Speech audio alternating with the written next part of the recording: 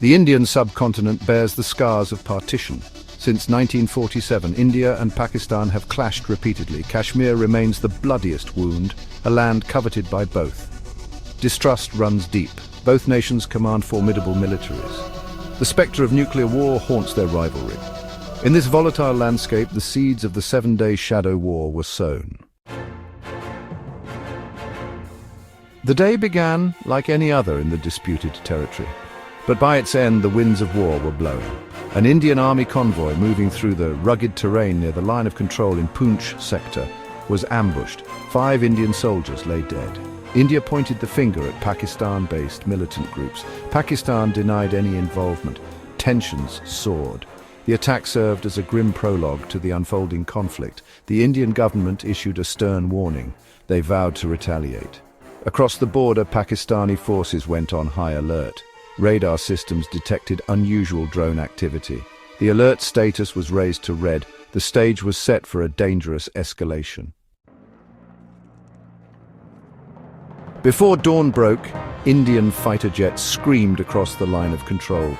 2 Mirage 2000S, armed with precision-guided munitions, targeted suspected militant camps in Pakistan-administered Kashmir.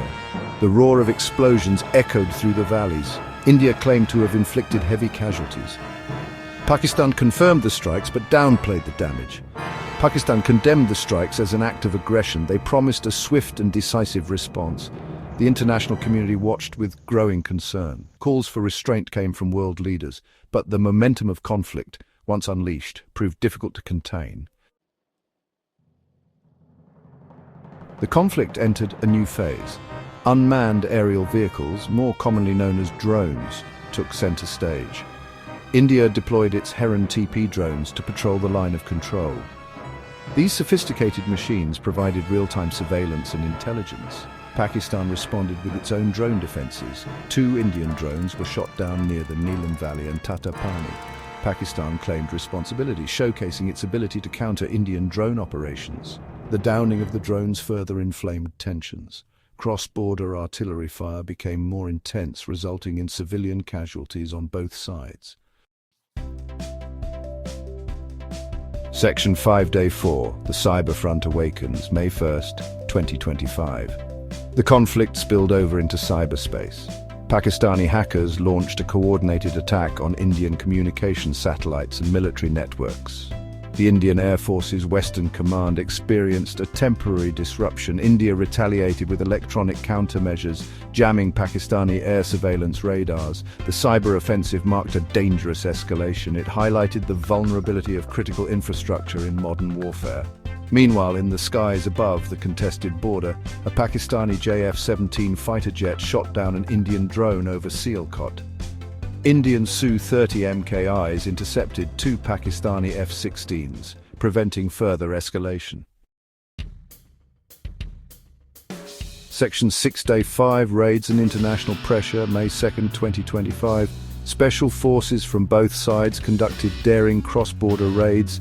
A Pakistani Special Services Group, or SSG unit, infiltrated Indian territory, killing 2 Indian soldiers. In retaliation, Indian paracommandos destroyed a Pakistani ammunition depot. The raids demonstrated the willingness of both nations to risk further escalation. International pressure mounted. The United Nations and the United States called for an immediate ceasefire. China offered to mediate, but its proposal was rejected by both India and Pakistan. The conflict's economic impact began to be felt. India banned all imports from Pakistan, further straining relations. Section 7, Day 6, Naval Standoff and Back-Channel Diplomacy, May 3rd, 2025. The conflict spread to the Arabian Sea. Indian and Pakistani naval vessels engaged in a tense standoff near the Pakistani port of Karachi and the Indian state of Gujarat, respectively. While no shots were fired, the naval deployments underscored the high stakes. The possibility of a wider conflict loomed large. Behind the scenes, diplomatic efforts intensified. Back-channel talks began in Muscat, Oman. These discreet negotiations aimed to find a way out of the crisis. Pakistan, perhaps as a show of force, tested a surface-to-surface ballistic missile with a range of 450 kilometers. Section 8, Day 7, Silence Falls, May 4th, 2025. At 6 o'clock in the morning on May 4th, 2025, a fragile silence descended upon the troubled region.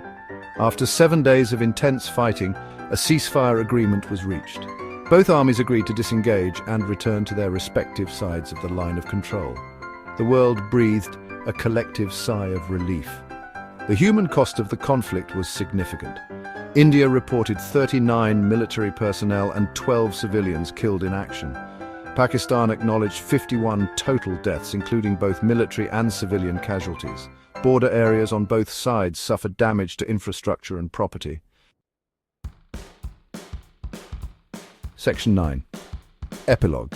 A fragile peace. The 7-day shadow war, as it came to be known, ended without a clear victor. Both India and Pakistan claimed victory, highlighting their military prowess and resilience.